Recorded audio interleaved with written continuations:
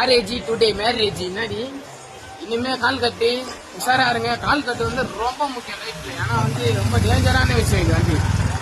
டேஞ்சரான எல்லாரும் உஷாரா இருவோம் எல்லாரும்ன்ற மாதிரி. ஏன்னா வந்து லவ் வந்து எக்ஸ் லவ் அதெல்லாம் ஓகேவா.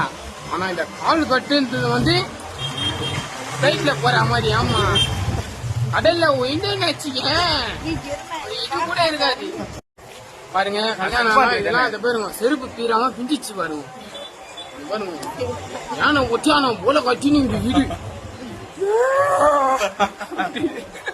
பயப்படுது. இப்படிக்கு நாங்க அண்ணன் வர்றோம் பிரியாணி சமைத்து போங்க.